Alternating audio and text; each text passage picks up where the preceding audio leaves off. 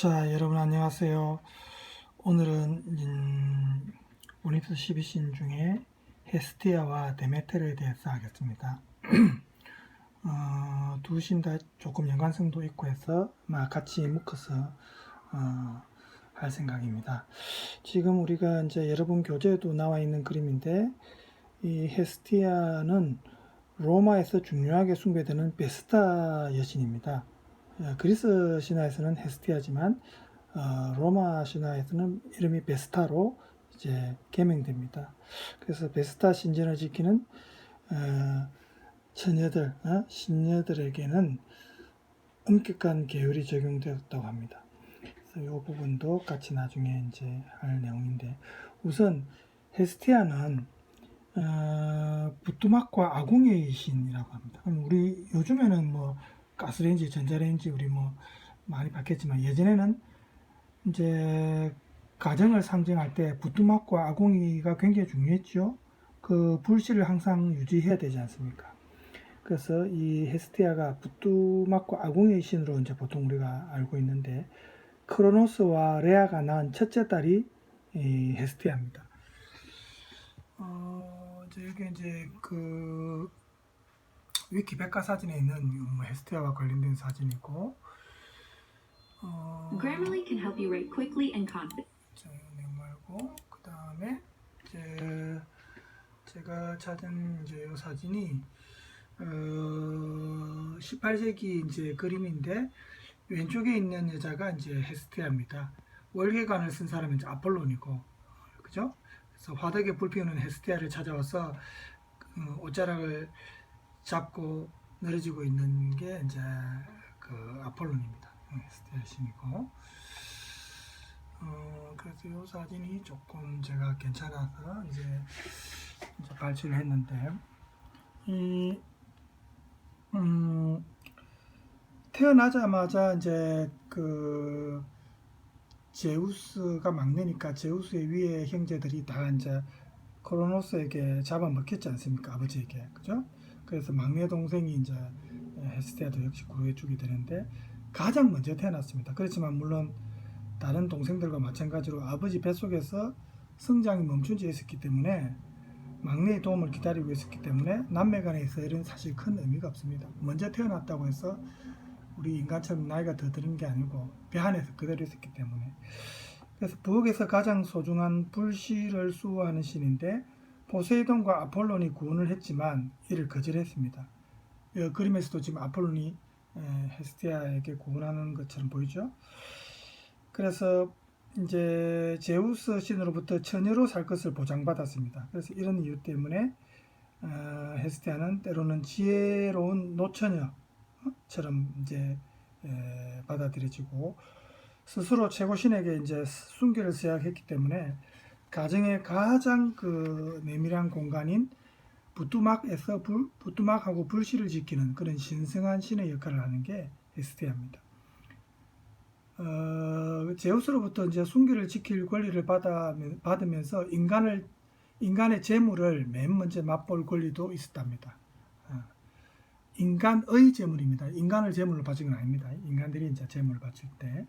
그래서 집안의 화덕이 불씨가 잘 옛날에는 유지되어야 이제 그 집안의 화목이 보장되고 했기 때문에, 올림푸스 신들 중에서 다른 신들보다 굉장히 조용하고 자신의 역할에 충실한 그런 뭐 주문도 없고, 그래서 올림푸스 이제 12신을 꼽을 때 이 자기 자신의 자리를 뭐 아프로디테나 디오니소스에게 양보하기도 하고, 그러니까 12신에 안 들어갈 때도 있다 이 말입니다.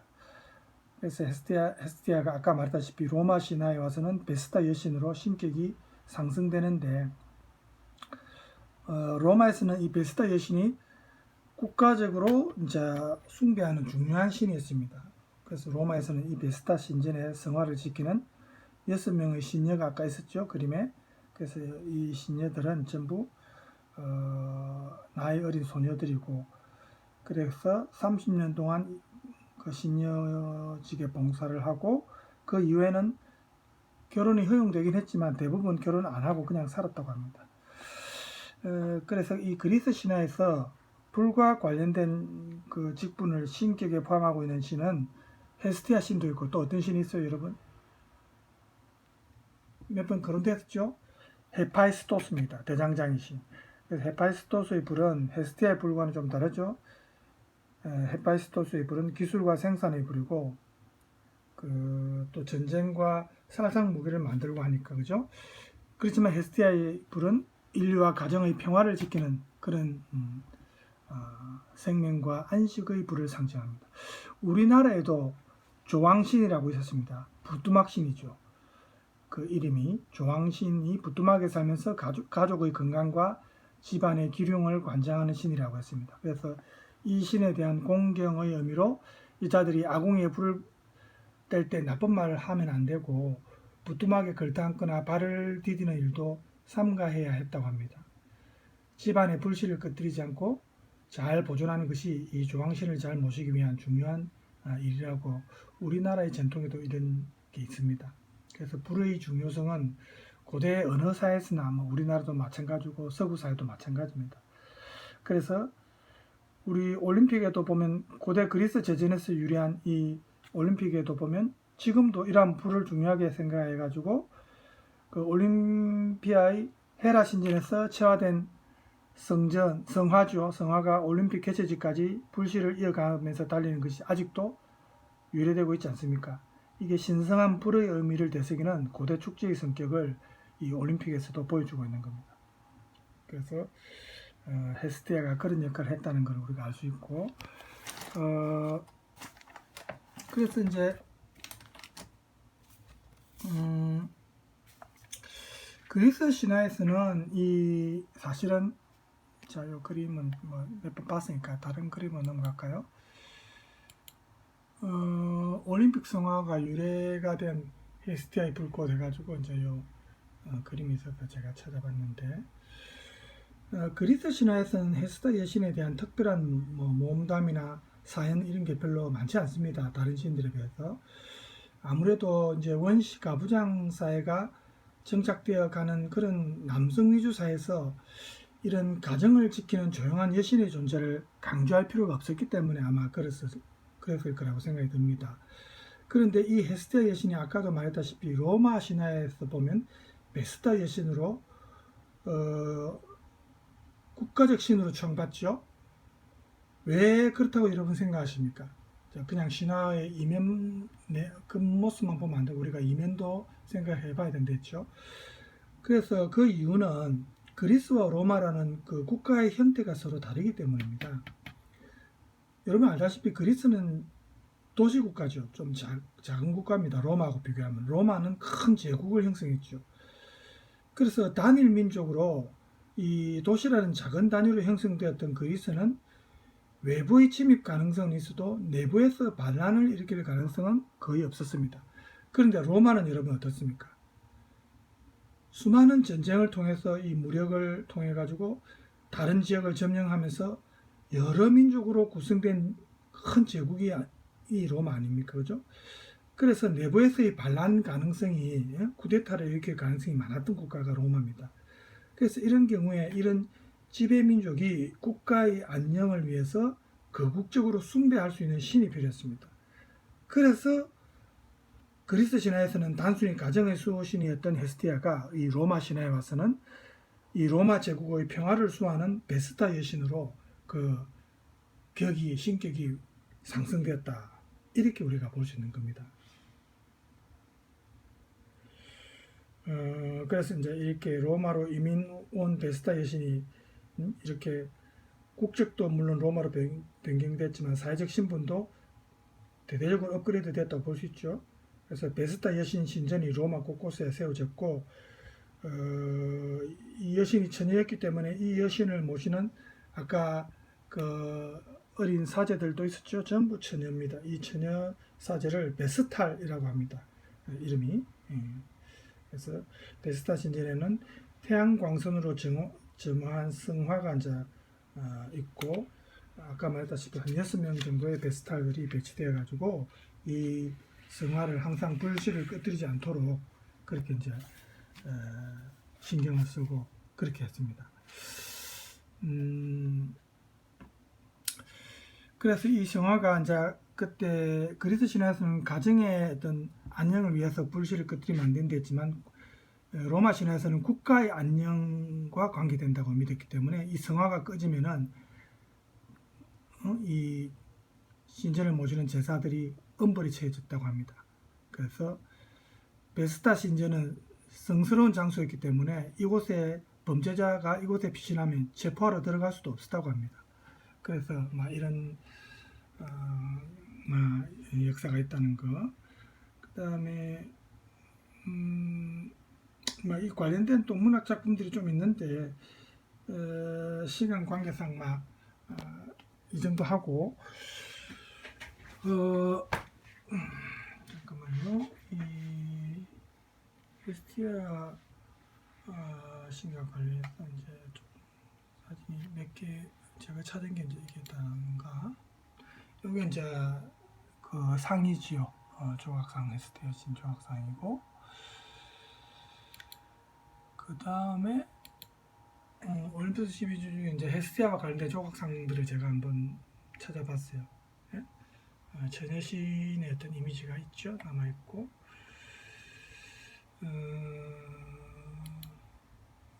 이걸 만화에서 나오는 이제 헤스티아와 관련된 이건 이제 조각상이죠.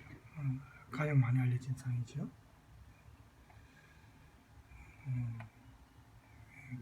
가정의 평화를 지키니까 굉장히 이제 그런 이미지가 이 그림이나 상에서도 이제 많이 나타납니다.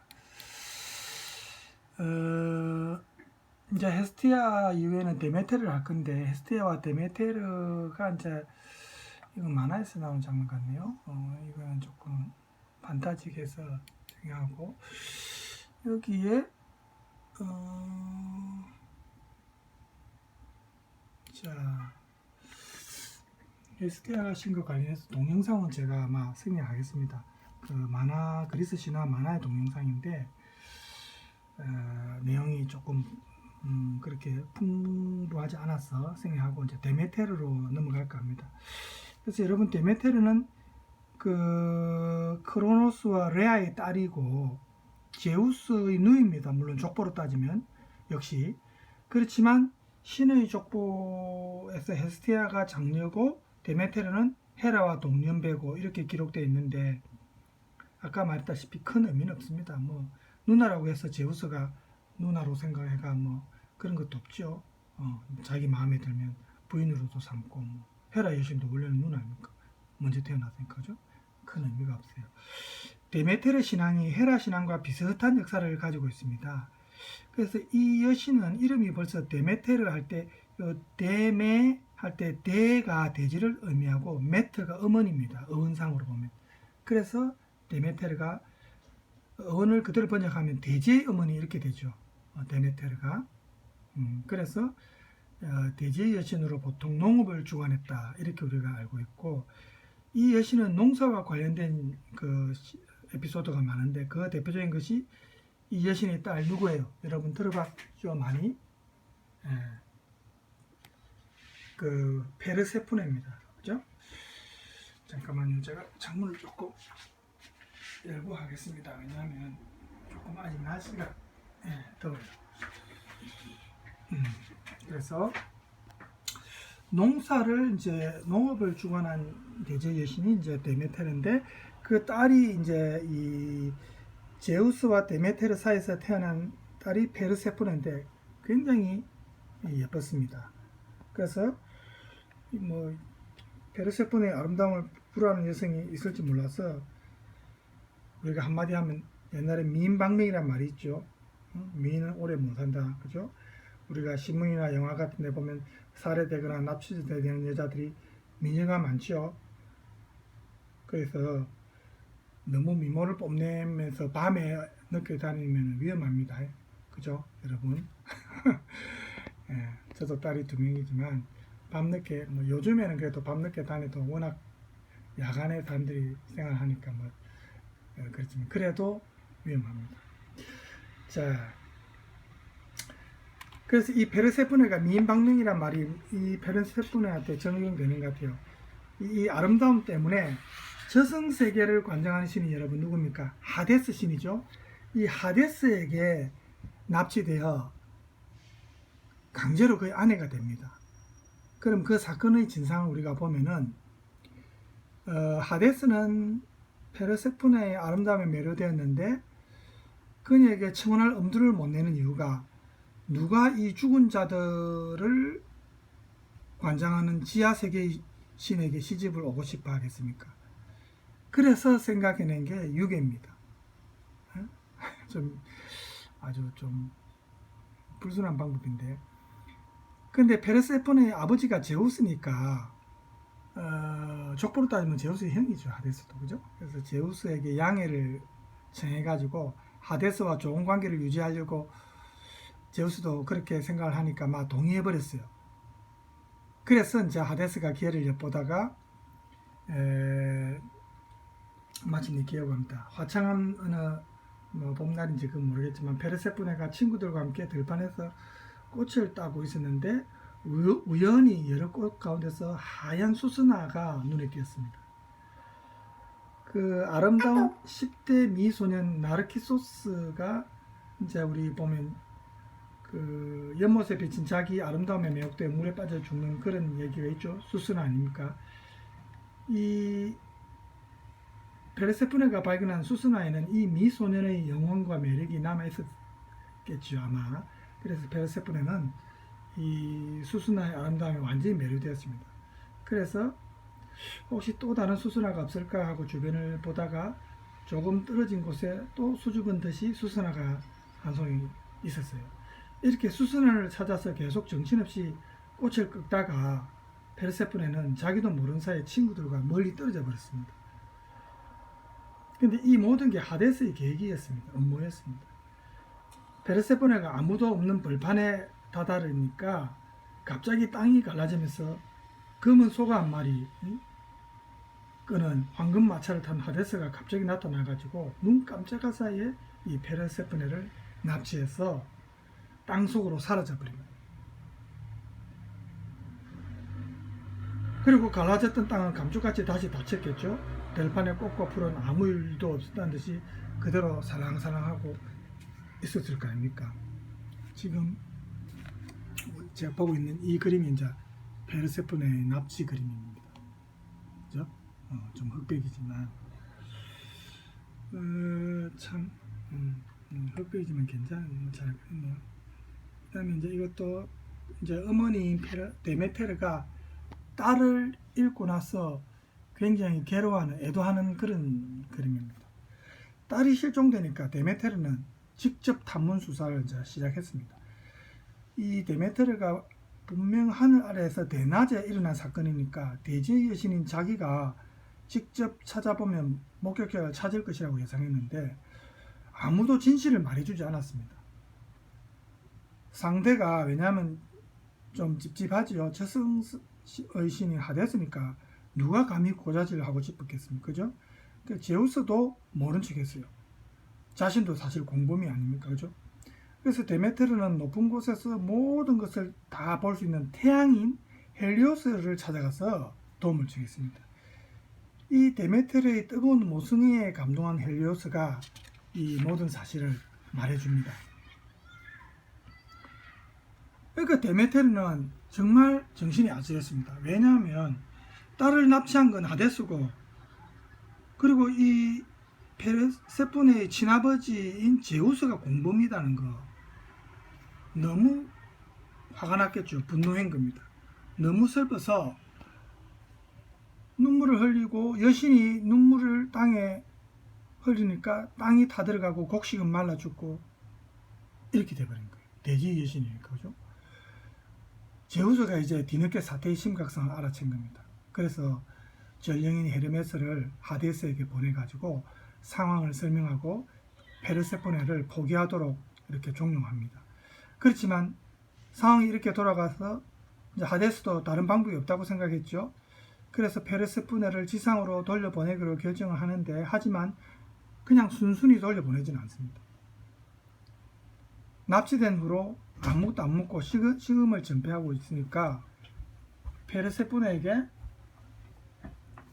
다가가서 그 하데스가 다정하게 말을 합니다. 어머니한테 다시 보내줄 테니까 이제 그만 울어라. 그런데 너가 여기 온 이후로 지금까지 아무것도 먹지 않았기 때문에 돌아가면 도중에 지쳐서 쓰러진다. 어? 그러면 집까지 얼마나 먼데. 그래서 영양제 하나 먹어라. 이거 하나만 먹으면 힘이 난단다. 이렇게 유혹을 한 거예요. 그래서 이 이제 하데스가 건네준 과일이 뭡니까? 여러분 들었습니까? 석류죠. 석류알 한 개를 입에 넣어줍니다. 집에 보내준다는 말에 페르세폰에도 그 석류알을 꼭꼭 씹어 먹었죠. 문제는 이 지옥의 음식을 한 입이라도 먹으면 지옥으로 되돌아가야 한다는 법칙이 있었습니다. 이 법칙 때문에 이 법칙을 아무것도 몰랐겠죠. 하데스가 준 석류 하나를 먹은 거는 베르세포네가 몰랐기 때문에, 그죠? 그래서 베르세포네는 1년의 4분의 1을 지옥에서 살아야 했습니다.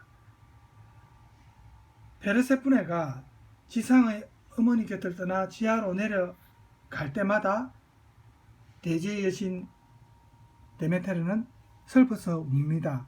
그래서 그녀의 눈물 때문에 대지가 마르고 식물들이 죽고 이렇게 페르세포네가 지하에 가 있는 동안에 계절로 치면 겨울이죠. 네? 그죠? 그러다가 페르세포네가 다시 지상으로 돌아오면 데메테르가 기뻐하니까 대지가 생기를 되찾고 만물이 소생하는 봄이 되는 겁니다. 이게 이제 계절과 연관된 게 이제 데메테르 신화인데 이렇게 사계절이 생긴 것이 보면은 역설적으로 이 페르세포네 신화가 결국 사계절의 이유를 설명해 보려던 그리스인들의 생각을 반영한 것이 아닌가 이렇게 이제 우리가 볼 수 있는 거죠. 이 사진이 페르세포네가 다시 돌아오는 지하세계에서 어머니에게, 그죠? 보세요. 데메테르 어머니 딸을 반경 페르세포네, 그죠? 모성애는 뭐 인간이나 실이나 뭐, 그죠? 예. 또 이제 이게 이제 페르세포네 우리가 많이 아는 사진입니다, 그죠? 칼라 사진도 있는데 여기서는 흑백이지만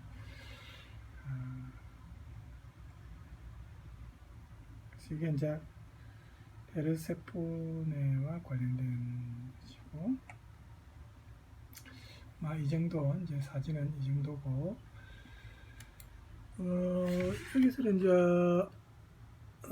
데메테르와 관련된 사진인데 이 페르세포네가 납치될 때 그 내용이 이제 같이 나오죠. 자, 그 다음에 이제 데메테르와 관련된 백화입니다. 페르세포네와 데메테르의 백화. 그래서 이제 우리가 이렇게 전해지는 신화를 보면 페르세포네가 지하세계에 있어야 하는 기간이 1년에 3분의 1로 되어 있는 것도 있습니다. 다른 썰에는. 그래서 그리스 북부와 남부 기후 차이 때문에 아마 그랬을 수도 있고, 북부는 사계절이 비교적 명확한데 지중해 영향을 받은 남부는 사계절의 구분이 좀 정확하지 않답니다. 그래서 이제 이런 이제 약간 다른 설도 있습니다. 그 다음에 이제 데메테르와 관련된 또 그 뭡니까 썰을 제가 이제 찾아보니까 데메테르는 이제 뭐 농사와 관련된 여신이니까, 그죠? 막 보리밭을 가는 법이나 틀을 닦는 법이나 주수하는 법이나 이 모두 데메테르가 사람들에게 전해준 건데, 그 데메테르는 농부들의 신입니다. 그래서 밀의 시작과 농사 짓는 법, 그리고 농기구 만드는 법, 이런 것도 이제 전 세계에 전파하게 되고 농업을 주관하는 여신이었습니다. 그런데 이제 농사와 관련해서 이 데메테르의 사랑 이야기가 또 있습니다. 크레타를 지나던 이 여신이 밭에서 일을 하던 이아시온이라는 좀 잘생긴 청년을 보고 반했어요. 마음이 두근두근했어요. 그래서 여신이 3번을 갈아 일군 이 밭 일항에서 이 이아시온과 뜨거운 정사를 벌였습니다. 그래서 제우스가 이 여신이 품위를 잃고 인간 남자에게 정욕을 느꼈다는 것 때문에 화가 났습니다. 그래서 데메테르한테는 화풀이 못하고 그 화풀이를 이아시온한테 했어요. 그래서 이아시온이 제우스의 벼락에 맞아 죽고 말았는데 하지만 데메트르의 몸속에 생명을 잉태시켰습니다. 그래서 태어난 아들이 풍요의 신인 플루토스입니다. 플루토스. 그래서 플루토스 덕분에 농부들이 매년 풍성한 수확을 거둘 수 있게 되었고, 이 플루토스의 탄생을 기념하기 위해서 지금 이제 밭 잘 일군 그 밭 일항에서 남녀가 사랑을 하면 풍년과 사랑을 하면서 풍년을 기원하는 자신들의 강한 생식력을 기원하는 그런 풍습이 있는데, 이런 풍습이 우크라이나 지방에도 아직 남아있어요. 여러분 우크라이나 알죠? 우크라이나 지방에는 지금도 신혼부부가 밭에 지은 임시가옥에서 첫날밤을 보내는 풍습이 있답니다. 우크라이나에. 그 다음에 데메트르와 관련된 또 이제 다른 에피소드를 제가 하나 소개하면, 데메트르 여신이 포세이돈, 바다의 신이죠. 포세이돈과 또 아이를 낳은 적이 있습니다. 이 여신이 베르세폰에 자기 딸을 찾아서 헤맬 때 펠로폰네소스 반도 산악 지방인 아르카디아 지역을 지나게 되었는데, 이때 포세이돈이 정욕을 품고 이 데메트르 여신에게 접근했습니다. 그런데 지금 그럴 기분이 아니었죠, 데메트르는. 그래서 말로 변신해서 마침 그곳을 지나가던 말들 무리에 숨었습니다. 그런데 이 포세이돈은 좀 맹렬롭지 못한 별명이 있었어요. 강간의 신이라는 별명도 있었습니다. 포세이돈이. 그래서 이 포세이돈이 역시 순말로 변해가지고 끝내 자기 욕심을 채워버렸어요. 그래서 딸이 하나 태어났는데, 데메테르는 이 강간으로 태어난 그 딸의 이름을 환한 여인이라는 의미의 이름인 에리네스로 지었습니다. 에리네스라는 이름이 환한 여인이라는 뜻입니다. 그래서 좀 재밌는 거는, 데메트르가 강에 가서 몸을 씻고 전기를 되찾은 다음 기분이 풀어지니까 이 에리네스 이름을 다시 목욕한 여인이라는 의미의 루시아라고 바꿔줬다는 겁니다. 루시아. 그래서 우리가 이렇게 이런 걸 볼 때 동서양을 막론하고 이 물이 어떤 재생의 원천, 우리가 몸이 더러우면 목욕하죠, 그죠? 물로 씻고. 그래서 재생의 원천으로 간주된다는 게, 우리나라에서도 예전에 임진왜란 때 많은 처녀가 순결을 잃었죠. 그래서 선조가 특정일을 하루를 지정해가지고 강에서 목욕을 하면 모두 처녀로 인정한 좀 그런 역사도 있습니다. 그러니까 전쟁이 일어나서 침략당하면 부녀자와 그 아이들, 노인들이 피해를 보고 여자들이 피해를 많이 보죠. 옛날에는 전쟁이 일어나면 전부 강간하고, 우리도 뭐 일본한테 침략당했을 때 성노예 위안부라든지 뭐 임진왜란 때도 많이 아녀자들이 강간당하고 그랬죠. 그래서 그만큼 국방의 업무, 우리나라 국가의 안보가 중요한 겁니다. 그래서 어느 정권을 막론하고, 지금 사실은 문재인 정권이 국방에 대해서 더 신경 쓰고 있지 않습니까? 뭐 좌파 정권이나 이런 말을 해서도 지금 보면은 그 국방력을 기르는데 더 신경을 많이 쓰는 것 같아요. 그런 점 참 잘하고 있고, 문제는 우리 그 방위 산업 할 때 그 관계자들 부정부패, 리베이트 받고 하는 이런 것부터 빨리 근절되어서, 그렇게 돈 받고 엉터리 무기나 이런 거 만든 사람들은 엄벌에 쳐야 됩니다. 국가의 안보를 해치기 때문에 최고의 형량이 무기징역 이렇게 때려야 됩니다. 그래야 감히 그 똥배를 찬 그 장군들이 이상한 짓을 안 하겠죠. 갑자기 이제 이게 화가 나서 그 우리나라 장군들 얘기가 나와버리는데, 자, 그 다음에 이제 데메테르와 포세이돈에 얽힌 또 한편의 일화가 있어서 제가 소개를 해드리겠습니다. 이 데메테르가 테살레아 지방에 에리시크톤이라는 왕이 있었는데, 이 왕이 이 데메테르에게 바치어진 그 신성한 밤나무를 잘라서 집을 지으려고 하는 행동도 하고, 좀 데메테르를 무시하는 불순한 태도를 보여가지고 데메테르가 조금 화가 났습니다. 그래서 이 왕에게 아무리 먹어도 배가 고픈, 우리 뭐라 합니까, 개걸병이라고도 하죠. 개걸스럽게 계속 먹고 싶어하는, 먹어도 배가 고픈 겁니다, 이 왕이. 그래서 배를 채우기 위해서 모든 재산을 탕진하고, 이제 빈털터리가 된 왕이 하나뿐인 딸까지도 노예로 팔아버리고, 그래서 아버지를 불쌍히 여긴 딸이 포세이돈에게 도움을 요청하니까 포세이돈이 그녀에게 환각술을 가르쳤습니다. 그래서 딸이 포세이돈에게 배운 환각술로 아버지의 병을 고치려 했습니다. 그런데 이 마술의 효과도 오래가지 않았겠죠. 그래서 그 방법도 실패하자 딸은 끝내 견디지 못하고 도망쳐버렸습니다. 그러자 이 에리시코토는 자신의 살까지 뜯어먹다가 죽고 말았답니다. 그래서 아버지가 어떤 필요에 의해서 딸을 팔아버렸다는 이야기는 우리나라에도 있죠. 뭐가 생각납니까, 여러분? 심청전 있지 않습니까? 심청전. 그죠? 물론 이야기 외형적 줄거리는 좀 다르죠. 그 심청전에서는 심청이가 아버지 신봉사에 의해 강압적으로 팔려간 게 아니고 아버지를 위해서 자기 스스로 몸을 팔았죠. 그렇지만 신봉사는 공양미 300석에 딸이 팔렸다는 소식을 접하고도 울고불고 난리는 피웠지만 그 계약 자체를 취소하는 행동은 안 했죠. 이런 이 신봉사의 행동은 자신이 눈을 뜨고 싶다는 욕심에 결국은 딸을 파는데 동의한 것이다. 우리가 이렇게 볼 수 있는데, 그러면 여기서 딸을 팔아버린 동양과 서양 이 이야기, 아버지 이야기를 비교해 보면 이 에리시크톤이죠. 그 왕의 이야기하고 신봉사의 이야기는 구성이 비슷하긴 한데 이 전달하는 메시지는 좀 다릅니다. 에리시크톤은 딸을 팔고 이 포세이돈과 관계가 있는데 딸이 아버지를 포기하고 또 에리시크톤 자체도 파멸합니다. 그렇지만 신봉사 이야기에서는 심청이가 이제 포세이돈이 이제 우리 심청전에서는 용왕이 나오죠.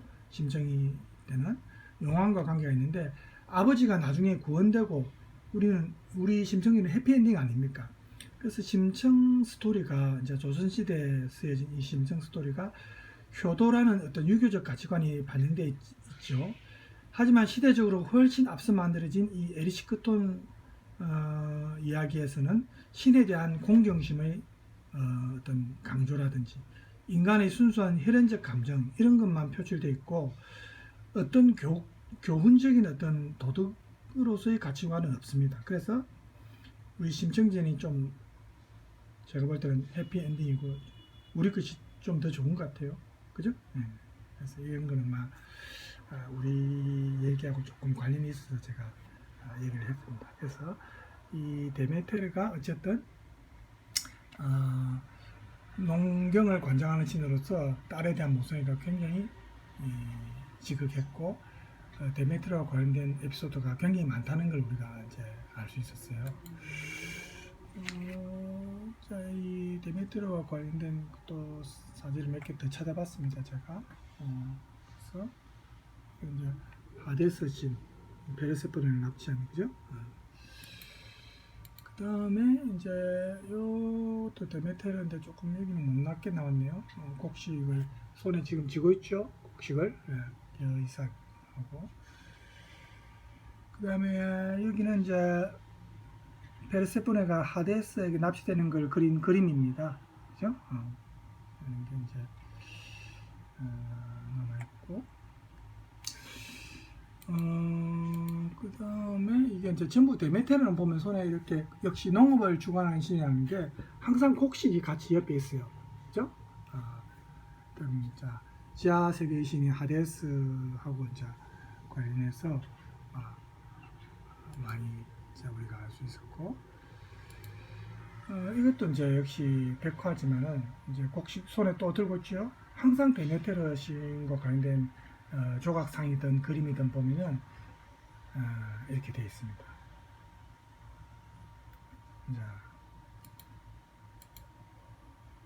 그 다음에 이제 이것도 이제 그림인데 월트 크레인이라는 사람의 그림인데 내가 납치되는 장면이죠. 들판에서 그래서 이게 이런 그림들이 신화와 관련된 그림들이 많아요.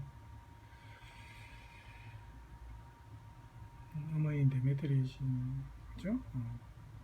하고 이제 딸을 납치하는 하데스. 그죠? 그다음에 제우스에게 도움을 청하는 데메테르의 그림이랍니다. 이게 제우스한테 도움을 청하, 자기 딸을 찾게 해달라고. 그죠? 그다음에 이거는 오르페우스의 음악을 듣는 하데스와 페르세포네. 페르세포네가 이제 지하 세계에 갇혀 있었을 때 여기 있죠. 여기 이제 하데스하고 여기 옆에가 베르세포네입니다. 베르세포네가 너무 슬퍼하고 있으니까 이제 이 오르페우스의 음악을 들려주는 거죠. 오르페우스는 음악을 굉장히 연주 잘했죠. 이제 아까 우리 봤죠? 데메테르 어머니가 딸을 잃고 나서 괴로워하는 장면이고, 그 다음에 이거는 비탄에 빠진 데메테르의 모습 중에 또 하나입니다. 딸인 베르세포네를 잃고, 그죠? 제가 동영상을 하나 준비했는데 한번 잠깐 볼까요?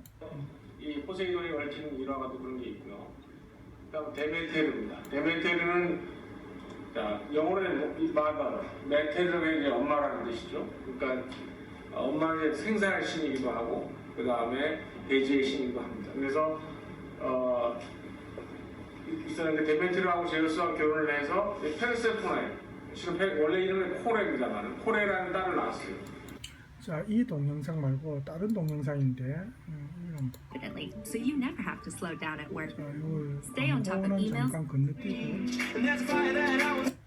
를 우라노스를 죽이면서 성기를 잘랐죠. 죽이면서 이제 왕자에 등극한 이야기까지 했습니다. 이게 티탄 신들의 시대죠. 그런데 이런 일이 일어난 거는 어머니 가이아의 요청 때문이었거든요. 어머니가 이런 요청을 그의 아들들한테 한 이유가 뭐였냐면 티탄 신들 말고 가이아가 넘어갑시다. 우리가 뿔로 된 화관을 쓰고 있는 신들이 몇 명 있어요.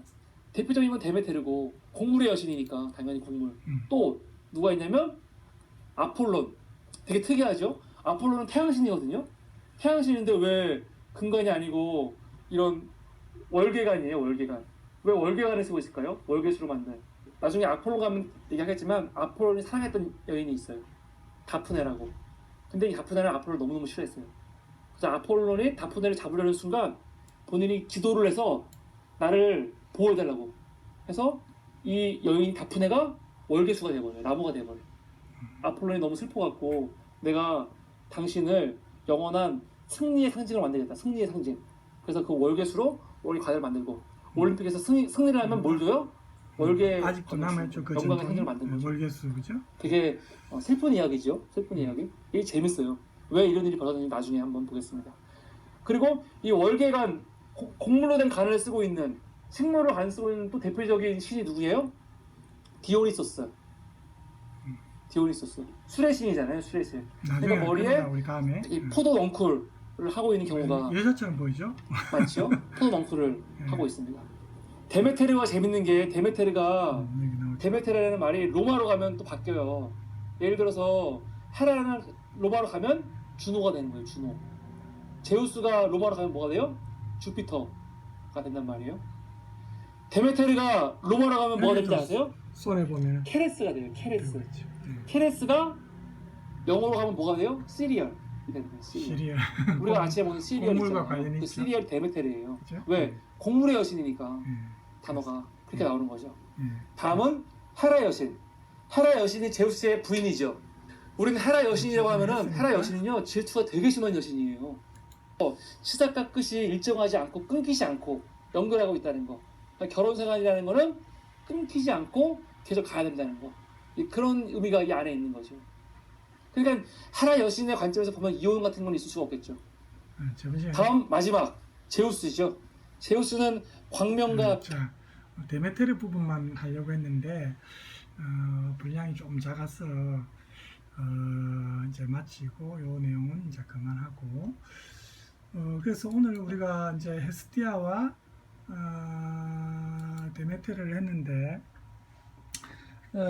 두 여신 다 어쨌든 굉장히 여성적이고 그죠? 가정과 관련된 신입니다. 물론 데메테르는 농업과 관련된 그런 신이지만 헤스티아 여신 같은 경우는 가정의 수호신 헤라 여신처럼 부뚜마의 신이기도 하고 그래서 이제 그 역할을 요약하자면 그리스 신화보다 로마 신화에 와서 헤스티아 여신의 역할이 훨씬 더 커졌다는 거, 그죠? 그걸 이제 우리가 확인을 했고, 그리고 그게 이유가 있었죠. 그리스라는 작은 도시국가에 비해서 로마는 다민족으로 구성된 거대한 제국이기 때문에 어떤 구심점이 필요했습니다. 그래서 공통적으로 모실 수 있는 상징적인 신이 필요했기 때문에 이 헤스티아 여신을 이제 베스다 여신으로 이제 상승시킨 거죠. 자, 오늘 헤스티아와 데메트르 이 정도 하고 다음 시간에는 또 올림피스 12신 중에 다른 신으로 넘어가겠습니다. 다음 시간에는 지금 현재 생각으로는 아폴론, 그죠? 아폴론과 관련해서도 좀 많은 설이 있습니다. 그래서 아폴론에 대해서 하고 그 다음에 시간이 되면 또 다른 신도 하면 하든지 아폴론만 해도 충분하지만 만약에 조금 더 여유가 있으면은 누구를 할까요? 아르테미스도 있죠. 아폴론과 아르테미스를 할까 싶습니다. 왜냐하면 아폴론은 태양을 상징하고 아르테미스는 달과 연관이 있거든요. 자, 그럼 오늘 이 정도로 하고 마치겠습니다. 여러분 남은 시간 즐겁게 보내기 바랍니다. 수고하셨습니다.